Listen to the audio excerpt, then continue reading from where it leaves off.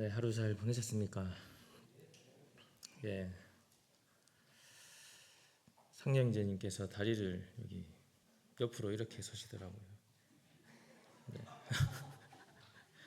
네, 그냥 그런 생각이 들어서 말씀드렸습니다. 오늘 그 믿음과 영적 성장에 대해서 말씀드리고 싶습니다. 이것을 말씀드리고 싶은 이유는 이것을 주제로 정하게 된 이유는 지난 청년부 2월 28일 날 그 박인선 선교사님 오셔가지고 청년부 말씀 해주셨고 이후에 질의응답 시간을 가졌는데 제가 했던 질문이 있습니다. 그리고 그 질문에 답변을 해주셨는데 그때부터 해서 그 영적 성장이라는 것에 대해서 많이 생각하게 되었고 그 오늘 본문을 마가복음 5장 21절부터 43절로 좀 길지만 이렇게 잡았는데 그것에 대해서 많이 생각하고 있는 중에 그 교회에서 하는 큐티 그 말씀으로 하고 있지는 않지만 요즘 작년부터 해서 저희 자매랑 같이 큐티인 교재로 해가지고 큐티를 하고 있는데 그 큐티 말씀 중에 이 부분이 있어가지고 이 부분을 또 읽으면서 영적 성장에 대해서 많이 또 생각하고 교훈받을 점이 있다는 생각이 들어서 이 본문을 선택했습니다. 마가복음 5장 21절부터 43절입니다. 좀 길긴 하지만 하나님의 말씀을 읽는 것에 유익이 있기 때문에 읽어보도록 하겠습니다. 그러면 저와 교독으로 읽겠습니다. 제가 먼저 읽겠습니다. 마가복음 5장 21절부터 43절입니다. 예수께서 배를 타시고 다시 맞은편으로 건너가시니 큰 무리가 그에게로 모이거늘 이에 바닷가에 계시더니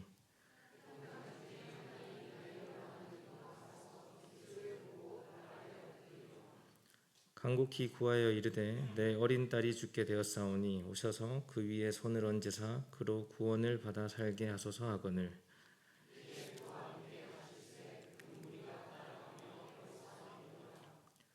열두 해를 혈루증으로 앓아온 한 여자가 있어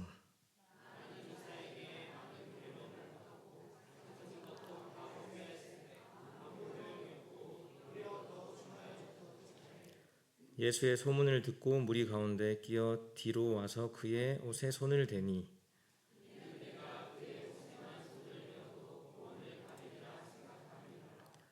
이에 그의 혈루 근원이 곧 마름에 병이 나은 줄을 몸에 깨달으니라.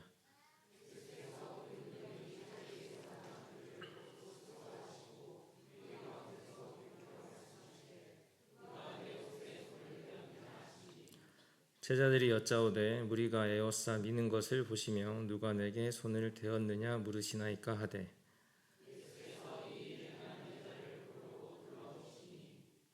여자가 자기에게 이루어진 일을 알고 두려워하여 떨며 와서 그 앞에 엎드려 모든 사실을 여쭈니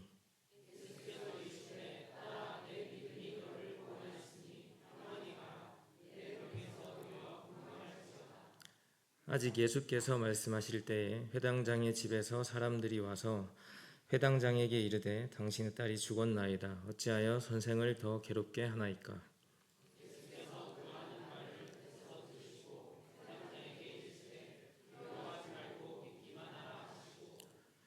베드로와 야고보의 형제 요한 외에 아무도 따라옴을 허락하지 아니하시고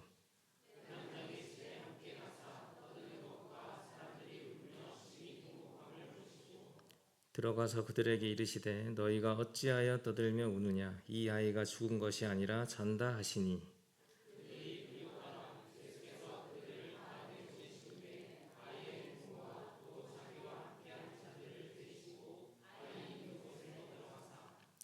그 아이의 손을 잡고 이르시되 달리다굼 하시니 번역하면 곧 내가 내게 말하노니 소녀야 일어나라 하심이라.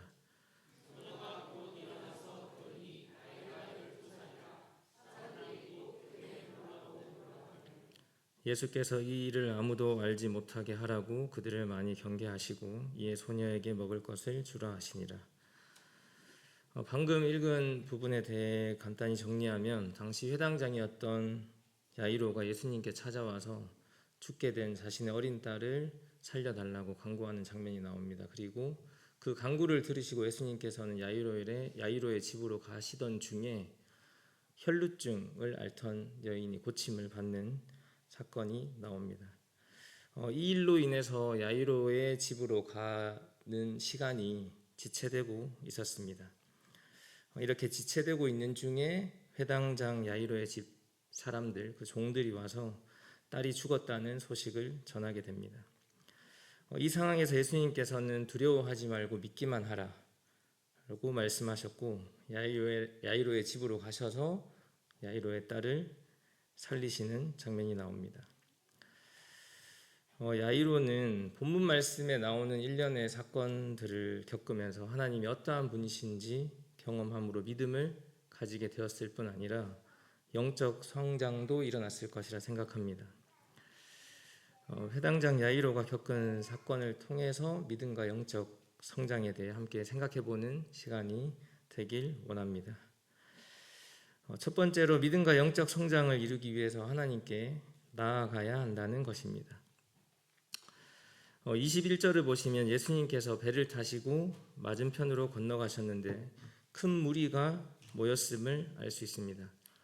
당시 예수님께서는 병든 자를 고치시고 바다도 잔잔케 하시고 귀신 들린 자도 고치시는 이적을 행하셨기 때문에 큰 무리가 예수님이 가시는 곳마다 따랐음을 알 수 있습니다. 이러한 상황을 미뤄봤을 때 회당장 야이로에게도 이 소문이 들렸을 것입니다. 그래서 예수라는 사람이 병든 자를 고친다는 소문을 야이로도 알고 있었을 것입니다. 이어서 22절과 23절을 보시면 야이로가 예수님의 발 아래 엎드려서 자신의 딸이 죽게 되었으니 살려달라고 간청하는 장면이 나옵니다. 야이로는 예수님의 소문을 듣고 거기에서 그친 것이 아니라 예수님 앞에 자신의 문제를 가지고 나와왔습니다. 당시 야이로가 가지고 있던 문제는 자신의 어린 딸이 죽게 된 것이었습니다. 본문 42절을 보면 야이로의 딸은 당시 12살이었던 것을 알 수 있습니다. 제 딸 은설이가 5학년이고 12살인데 그래서 그런지 야이로가 어떤 마음이었을지에 대해서 좀 더 공감할 수 있었던 것 같습니다.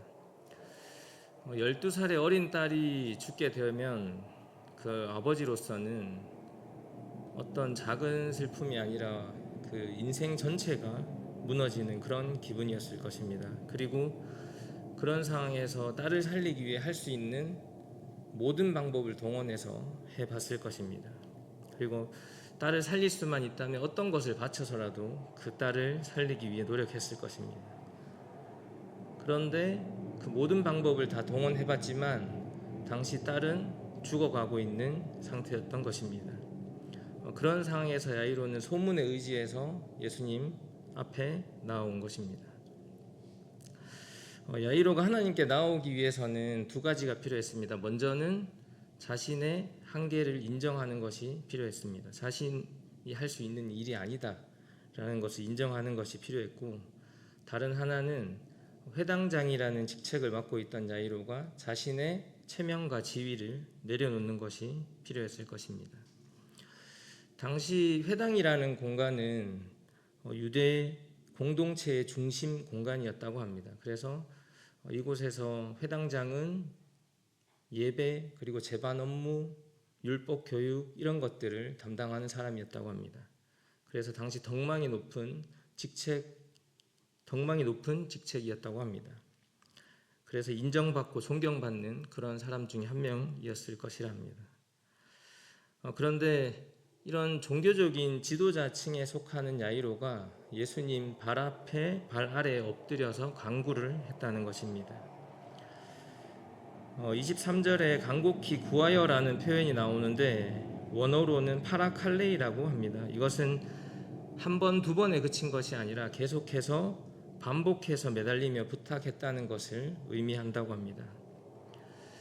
당시 보여지는 것을 엄청나게 중요하게 생각했을 종교 지도자에게 자신의 지위나 체면을 모두 내려놓고 예수님 발 앞에 부탁하면서 매달린다는 것은 자신에게도 파격이었을 것이고 그 장면을 지켜보는 사람들에게도 엄청나게 파격적인 장면이었을 것입니다. 그러나 딸이 죽을 위기에 있던 야이로에게 자신의 한계를 인정하는 것과 그리고 자신의 체면과 지위는 전혀 중요하지 않았습니다. 믿음과 영적인 성장을 이루기 위해서는 필연적으로 하나님을 경험해야 한다 생각합니다. 그리고 본문에 나오는 야이로는 고난과 어려움 가운데 하나님을 경험하고 있음을 알 수 있습니다. 한 가지 말씀드리고 싶은 부분은 고난과 어려움 가운데 있을 때만 하나님을 경험할 수 있다고 말씀드리는 것이 아닙니다. 그리고 이것이 믿음과 영적인 성장을 이룰 수 있는 유일한 방법이 아니라는 것을 먼저 말씀드리고 싶습니다. 하나님을 경험하는 것은 말씀을 통해 하나님을 더 알아갈 때도 경험할 수 있다고 생각합니다. 그리고 예배와 찬양을 통해서 하나님께 감사와 영광을 돌릴 때도 하나님을 경험할 수 있다고 생각합니다. 그리고 교회 공동체 안에서 함께 섬겨 나가는 과정 속에서도 하나님을 경험할 수 있다 생각합니다. 그러나 중요한 것은 나의 상황이 좋을 때나 어려울 때나 하나님을 경험하기 위해서는 하나님 앞에 나아가야 한다는 것입니다. 야이로는 소문을 듣고 예수님께 나왔다고 말씀드렸습니다. 하나님께서는 우리에게 너무나 친절히 성경을 주셨습니다. 우리는 하나님이 누구이신지, 하나님이 어떠한 분이신지 성경을 통해서 잘 알고 있습니다. 어찌 보면 야이로가 들은 소문보다 우리는 더 많이 알고 있을 것 같습니다. 그러나 자신의 문제를 가지고 하나님 앞에 나오지 않는다면 하나님을 경험할 수 없다 생각합니다. 하나님께서 우리에게 성경을 주셨지만 성경에 나오는 하나님은 성경에 나오는 하나님이지 내가 경험한 하나님은 아닐 것입니다. 바로 내가 하나님께 나와 하나님을 경험해야 내가 경험한 나의 하나님이 되는 것입니다. 성도님들께서는 하나님 앞에 자신의 문제를 가지고 나와 하나님을 경험하고 계신가요? 인생을 살아가면서 신앙생활 가운데에서도 해결할 수 없는 많은 문제를 가지고 계실 것이라 생각됩니다. 개개인마다 다르겠지만 육체적인 질병이 될 수도 있고 반복된 실패도 될 수도 있고 변하지 않는 제된 나의 모습이 될 수도 있고 어떻게 해도 순종하기 어려운 하나님의 말씀이 될 수도 있다 생각합니다. 이 시간 믿음과 영적 성장에 대한 마음과 열정이 있는지, 영적 성장을 위해서 하나님 앞에 나아오고자 하는 마음이 있으신지, 그리고 하나님 앞에 나오기 위해서 내려놓아야 하는 것들을 계속해서 붙잡고 계시지 않는지 생각해 보시는 시간이 되었으면 좋겠습니다. 두 번째로 믿음과 영적 성장을 이루기 위해서는 인내가 필요하다는 것입니다. 인내에 대해서 많이 필요하다는 것을 들어보셨겠지만 여기서도 인내라는 것이 나옵니다. 23절에 야이로가 예수님께 간구하는 장면이 나오고 24절에는 분명히 이렇게 표현되어 있습니다. 이에 그와 함께 가실새라고 표현되어 있습니다. 여기에서 가실새는 원어로 아펠센이라고 합니다. 이것은 떠나다, 가다, 이동하다로 쓰이는데 즉각적인 행동에서 이 원어가 보통 쓰인다고 합니다. 그러니까 예수님께서는 야이로의 반복적인 간구를 들으시고 야이로의 딸을 살리기 위해서 지체 없이 가고 있었던 상황임을 미루어 짐작해 볼 수 있습니다. 당시 야이로는 자신의 딸이 살 수 있을 거라는 희망이 좀 더 생겼을 것 같습니다. 그런데 야이로의 집으로 예수님이 지체 없이 가시던 중에 12해 동안 혈루증 앓는 여인이 고침을 받는 사건이 나옵니다. 27절에 보시면 예수의 소문을 듣고라고 기록되어 있는데 이 여인은 자신이 의지했던 방법의 한계를 느끼고 예수님의 소문을 듣고 예수님의 옷깃에 손만 대어도 낫게 된다는 믿음을 가지고 뒤로 와서 옷에 손을 대고 고침을 받았습니다. 그런데 여인은 인생에서 해결할 수 없는 문제를 해결받고 고침을 받았지만 야이로의 입장에서는 자신이 가지고 있던 문제가 전혀 해결되지 않은 상태였을 것입니다. 그리고 자신의 딸을 살리러 가고 있는 중인데 예수님의 발걸음이 지체되고 있었던 상황이었던 것입니다. 혈루증은 당장에 죽을 병이 아닙니다. 그리고 이 여인은 자신보다 예수님께 늦게 나왔습니다. 그리고 허락을 구하거나 간곡히 부탁하거나 이런 과정 없이 그냥 뒤로 와서 옷깃에 손을 댔습니다.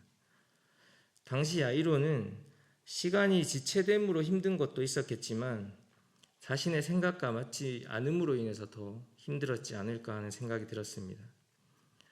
왜냐하면 자신의 딸은 죽음의 경계를 넘나드는 총각을 다투는 문제였는데 혈루증은 당장 죽을 병이 아니었기 때문입니다. 그리고 자신이 먼저 나와서 체면과 지위를 다 내려놓고 엎드려 나와서 간구했는데 혈루증 앓던 여인은 아무런 간구, 허락 없이 그냥 손을 대었을 뿐 아니라 자신보다 먼저 가지고 있던 문제를 해결받았기 때문입니다.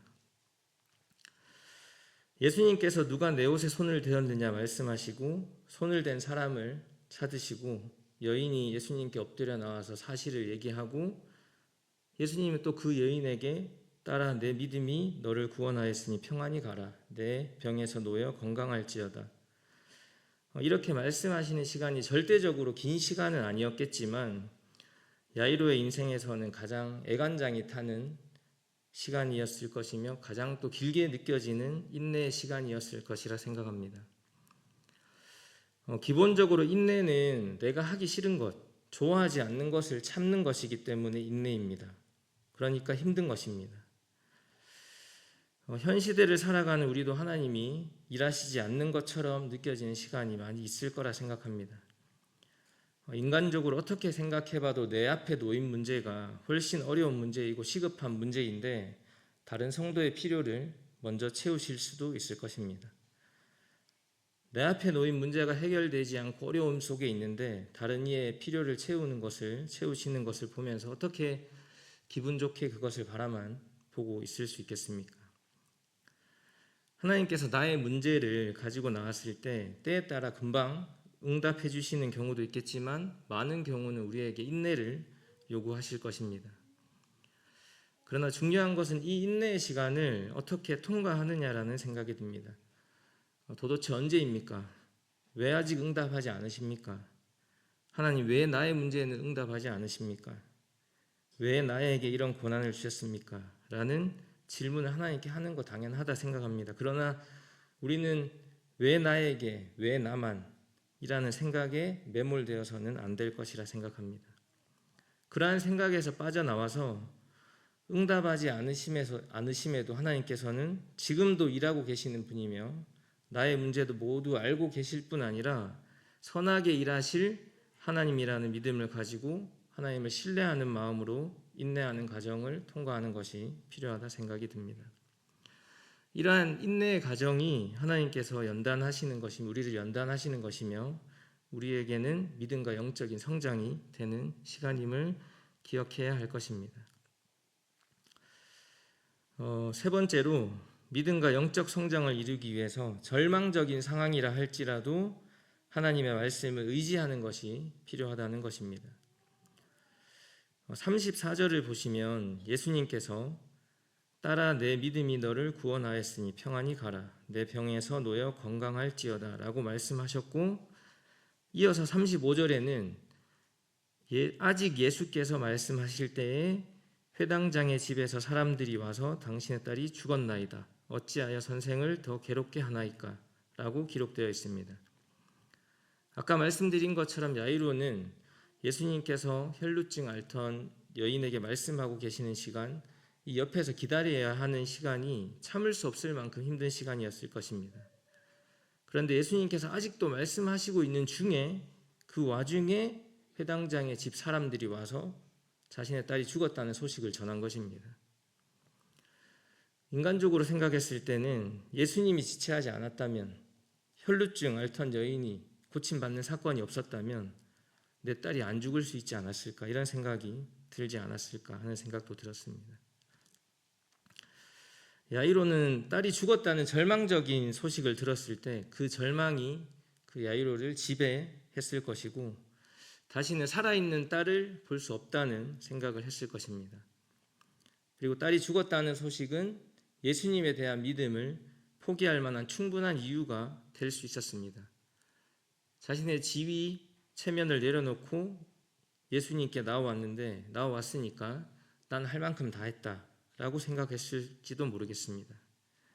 그리고 회당장의 집 사람들이 말한 것처럼 이제 다 끝났으니 예수님을 더 괴롭게 하지 않는 것이 더 이성적이라는 이유로 예수님에 대한 믿음을 포기할 수도 있었던 상황이었을 것입니다. 그런데 여기서 중요한 것은 예수님께서는 회당장의 사람들의 이야기를 곁에서 들으셨고, 또 회당장에게 친히 두려워하지 말고 믿기만 하라고 말씀하고 계신 것입니다. 감사가 되는 것은 회당장의 사람들이 한 이야기를 곁에서 들으셨다는 것이고, 이 절망적인 소식을 들은 야이로의 상황을 살피시고 또 두려워하지 말라고 믿기만 하라고 말씀하셨다는 것입니다.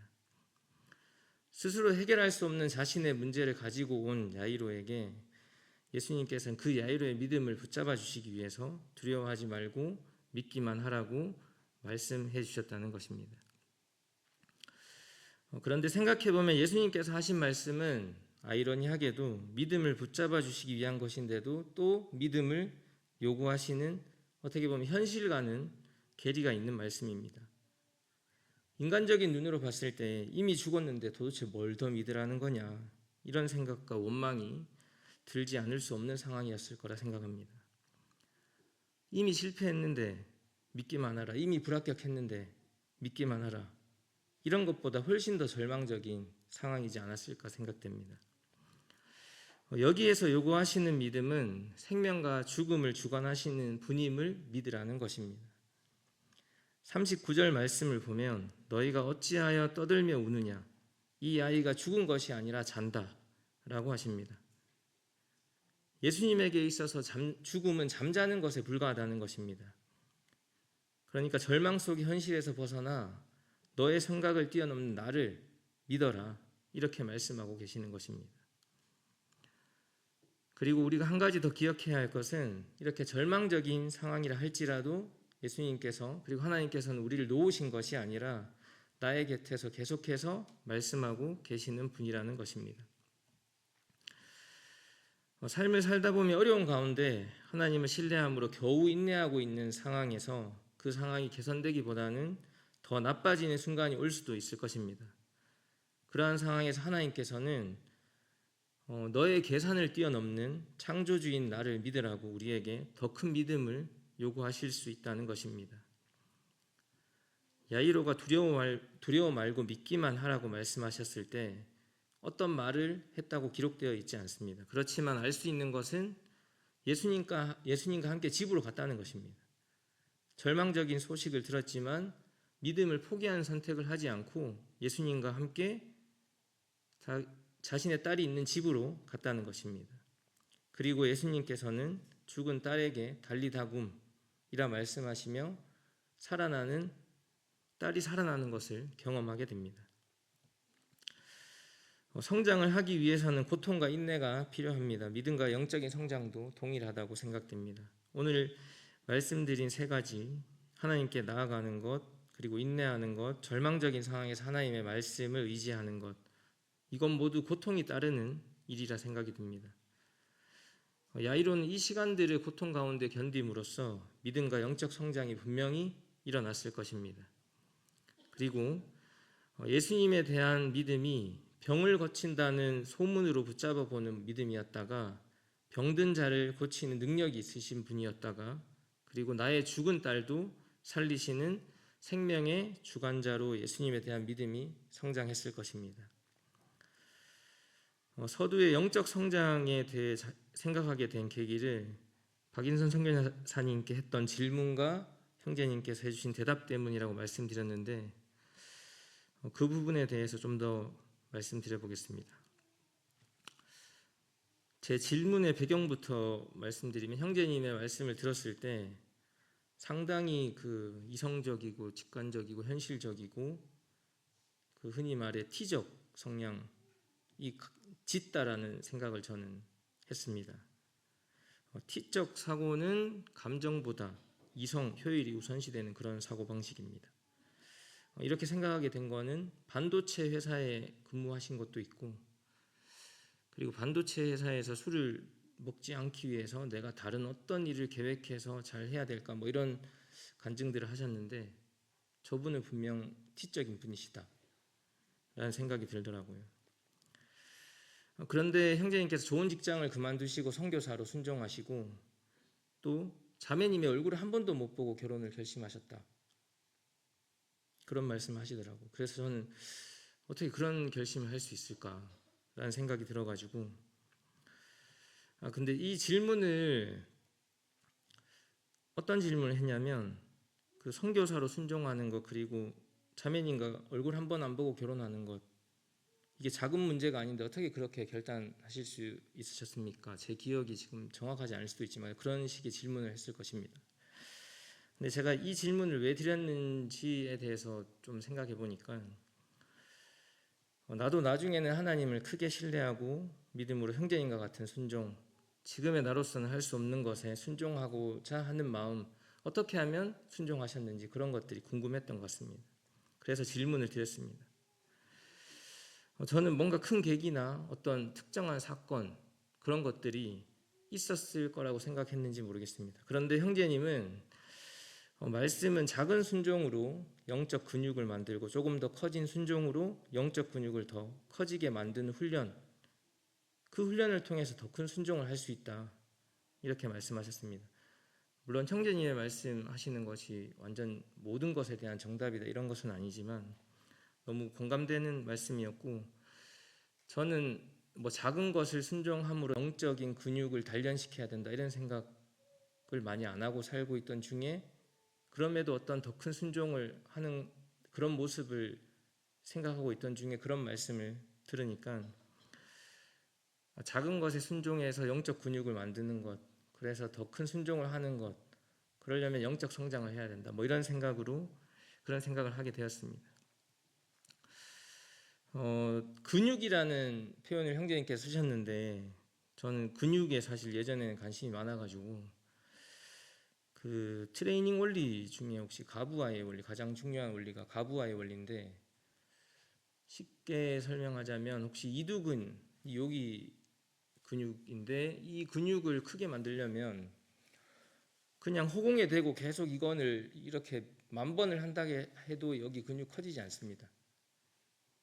근육이 커지려면 이 근육이 힘든 무게로 들고 해야 얘가 커지는 겁니다. 그리고 3kg로 계속 들다가 이 근육이 커지고 적응되면 3kg로 계속해도 이 근육은 더 커지지 않습니다. 더 커지려면 더 무거운 무게로 해야 이 근육이 커지는 겁니다. 근데 이 야이로의 사건을 통해서도 그런 생각이 들었습니다. 야이로는 처음에 자신이 체면과 지위를 내려놓고 나오는 것도 야이로에게는 가부아였을 겁니다. 가부아였는데 예수님께 나온 것입니다. 그리고 예수님이 길에서 멈추시고 지체하실 때 그 기다리는 것도, 그 믿음을 가지는 것도 야이로에게는 가부아였을 것이라 생각됩니다. 그리고 딸이 죽었다는 소식을 들었을 때, 그 절망적인 소식을 들었는데 예수님께서 믿기만 하라 라는 말씀을 들었을 때도 그러한 믿음을 가지기에 야이로에게는 엄청난 가부아, 더 고통스러운, 단계적으로 이러한 고통스러운 상황이었을 것입니다. 그런데 그것을 감내하고 믿음을 가졌을 때 하나님께서는 응답하시고, 물론 모든 상황에서 응답하신다는 것은 아니지만 더 큰 믿음과 순종을 했을 때 더 큰 영적 근육을 갖게 되는 것이 아닌가라는 생각이 들었습니다.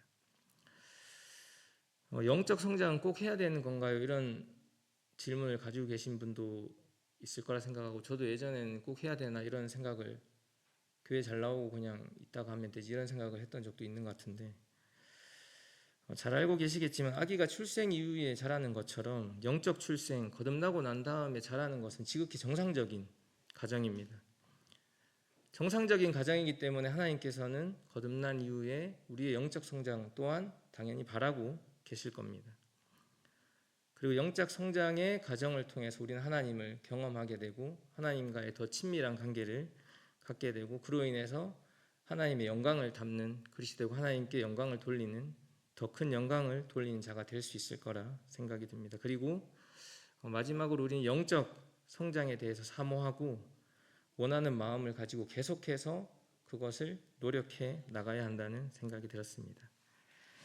말씀을 정리하겠습니다. 오늘 영적 성장을 이루기 위해 필요한 세 가지를 말씀드렸습니다. 첫 번째로 하나님께 나아가기, 두 번째로 인내를 요구하실 수 있다는 것, 그리고 세 번째로 절망적인 상황에서도 하나님의 말씀을 의지하기.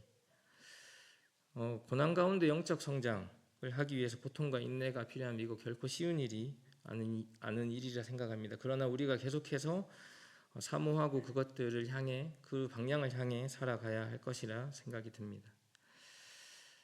네, 잘 들어주셔서 감사합니다. 그럼 제가 짧게 기도하고 말씀 시간 마치겠습니다. 아버지 하나님, 이 시간 야이로가 겪은 사건을 통해서 믿음과 영적 성장에 대한 말씀을 주신 것에 감사를 드립니다. 저희가 거듭난 자로 영적 성장이 당연한 것임을, 그것이 정상적인 것임을, 우리가 사모해야 될 것임을 생각할 수 있도록 도우시기를 기도를 드립니다. 이 시간 함께 하신 것에 감사를 드리며 모든 것을 존귀하신 예수님의 이름으로 기도를 드립니다. 아멘.